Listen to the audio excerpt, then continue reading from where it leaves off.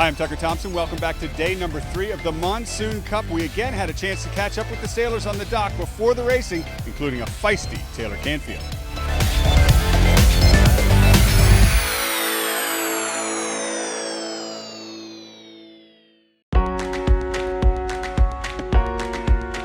Yeah, it's definitely an important race this morning against Williams. We've had many great battles, so it'll definitely be a good race, and it'll be important for the qualifying stage and who comes out on top. Yeah, we're racing Taylor Canfield and his team this morning. It is an important match. The way I see it really is we've worked hard all year to establish a lead.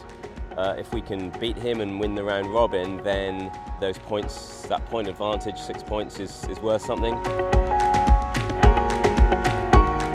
We're like an old diesel engine that, puffing out some black smoke in the beginning of the week, and then when we get up and going, it starts to move pretty good. We are doing good so far and trying to improve on each part of the game, and we are on a good way to have a good result here. So I'm quite confident for the day and for the next days of the regatta. There's a long way to go. We've got 2 more races. He's got 4, and Phil Robertson's also in the mix to win the round robin as well.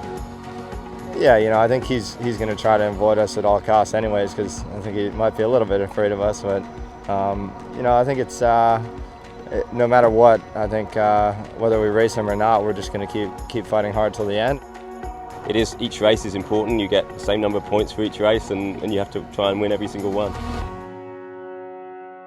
No, totally ignoring the whole Canfield-Williams thing. Not interested.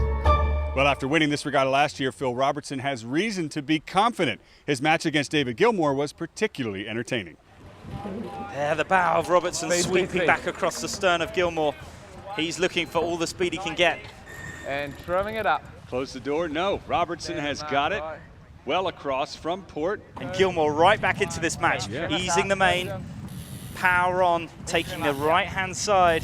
His jib's down. Gilmore bringing the bow down. We have a huge start. Gilmore bringing his bow right down. Now, was he below 90 degrees?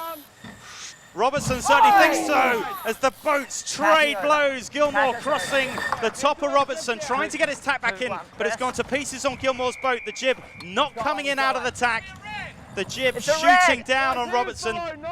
There's the yellow flag, penalty Robertson. His jib's down, they're shooting past the top mark. Come on, guys. I avoided 3 times there. Yeah, the wind's really up and down out here. They sort of got away from us a little bit, but I don't think it was enough to get a penalty in. But I mean, they could still have tried to wipe the penalty off with slowing down. So the race wasn't really over right until the end.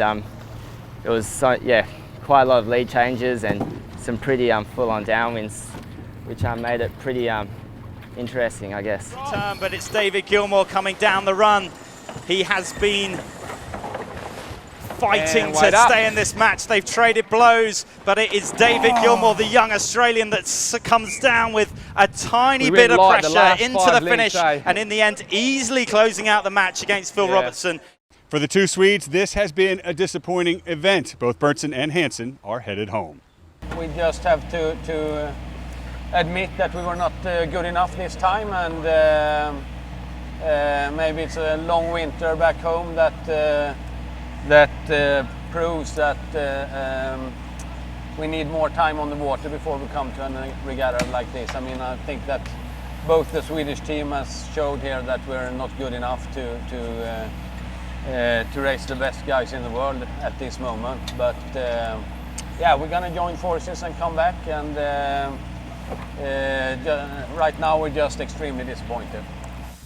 The biggest matchup of the day was between Ian Williams and Taylor Canfield. Now, if Canfield had won, he may have had a valuable chance to put a place in between he and Williams to win the World Championship. Ian Williams won that match, and that'll put him a lot closer to the championship.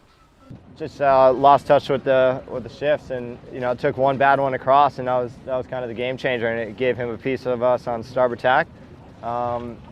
We just lost phase of the shifts or lost track of the shifts, and then I went for a luff, which I thought we had because we were in a big lefty, and just missed him. So small mistake on my part, but I think we still did a great job coming back into the race. I'm pretty happy with how we're sailing here, and yeah, it might be a tough one looking back at it, but we'll still fight hard to the end. In the end, Ian Williams ended up on top of the leaderboard, and that meant he had a chance to choose who he would face in the quarterfinals. He chose to sail David Gilmour, leaving Taylor Canfield to race Pierre-Antoine Morvan. Phil Robertson chose Eric Monin, and Mathieu Richard faces Keith Swinton. We then moved on to the quarterfinals, where David Gilmour had a tough time facing Ian Williams. We joined them in the pre-start. He fractions in it, he's very nearly overlapped, but David Gilmour defending that hook. Just hanging in there. Look, if it was any closer, Williams would be racing on board with Gilmour. How about that? Masterful control of the boats. 44 seconds to go. Williams pushes Gilmour. Does Gilmour have enough room, or will he run out of time? Get out of the way, Chris. Now Williams getting come much on, closer. you got to do more. He's got to do more than that. He's got to do more Just getting than a that. tiny bit of a Come hook. on, tack. Williams forcing David Flag Gilmour him, to come up, flag only him. inches apart. David Gilmour needs to respond, needs gotta to be do more. vulnerable. David Gilmour trying to hang in there, but Williams trying to force him through the tack. Is he going to be over? Is he going to be over? There we can see both boats jib down. Flag him. And That there's is a boarding. contact. Protest. We can see contact between the two boats. David Gilmour absolutely bunched up at this boat end. And there is a blue flag, so that is Gilmour over the line. And we can also have a second blue flag. That is a penalty on Gilmour. Now, if Taylor Canfield can teach his quarterfinalists how to start, there is Ian Williams bringing not only a penalty on his competitor, but also holding him over the line. And as that gun sounded to start the race, David Gilmour had his jib on the deck, he was head to wind, he was over the line, and the umpire was waving a blue flag. It doesn't get much worse than that. Yeah, they just got a little overlap to leeward of us, and were able to luff us up to the line, and we sort of luffed up, and were caught a little bit too close to the boat and a bit too close to the line, so we were sort of pinned in against the boat with nowhere to go, and it wasn't looking good. Just made a small turn and hit them, which was another mistake. So yeah, it wasn't a great start. And so after 2 flights of racing, it was Williams, Canfield, and Monin on 2 wins and 0 losses, leaving Richard and Swinton on 1 win apiece. Join us tomorrow. Racing begins 10 a.m. local time.